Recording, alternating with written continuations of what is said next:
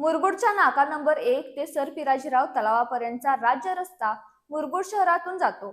यापैकी तुकाराम चौक ते तलाव हद्दीपर्यंतच्या रस्त्याच्या दोन्ही बाजूची गटारी रस्त्याच्या काँक्रिटीकरणाच्या कामामुळे पूर्णपणे तुंबलेली आहेत किंवा फुटलेली आहेत. फुटलेल्या गटारीतून दुर्गंधीयुक्त पाणी बाजूच्या शेतकऱ्यांच्या शेतातही जाते.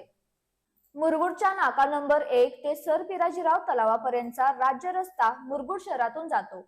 यापैकी तुकाराम चौक ते तलाव हद्दीपर्यंतच्या रस्त्याच्या दोन्ही बाजूच्या गटारी रस्त्याच्या काँक्रिटीकरणाच्या कामामुळे पूर्णपणे तुंबलेले आहेत किंवा फुटलेली आहेत. यामुळे शहरात आरोग्याची समस्या निर्माण झाली आहे. ही गोष्ट लक्षात येताच आरोग्य विभागाच्या सभापती आणि उपनगराध्यक्षा श्रीमती रेखाताई मांगले यांच्या नेतृत्वाखाली नगरसेवकांच्या एका शिष्टमंडळानं प्रत्यक्ष कामाच्या ठिकाणी जाऊन पाहणी केली. तिथल्या गटारींची अवस्था पाहिली. तुंबलेल्या गटारीतील दूषित पाणी सक्शन करून बाहेर काढण्यात आलं. फुटलेली गटारी आणि फुटपाथ रस्त्याच्या कामाबरोबर पुन्हा करून देण्याची हमी कंत्राटदाराकडून घेतली. तुकाराम चौकापर्यंत हे पाणी घेऊन तिथून ते प्रक्रिया प्रकल्पाकडे पाठवण्यात येईल असं शिष्टमंडळानं सांगितलं.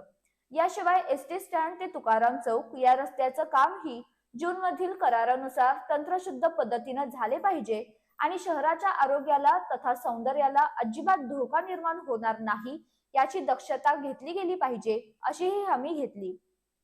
रस्त्याचं काम वेगात सुरू असल्यानं नागरिकांना काही गैरसोयींना तोंड द्यावं लागतंय. त्याबद्दल आम्ही दिलगिरी व्यक्त करतो. लवकरच सर्व कामं सुरळीत होतील आणि तशी हमी कंत्राटदारांनीही दिली आहे. तेव्हा नागरिकांनी थोडं सहकार्य करावं असं आवाहन नगरसेवक शिवाजीराव चौगले, नगरसेवक दत्तात्रय मंडलिक यांनी केलं.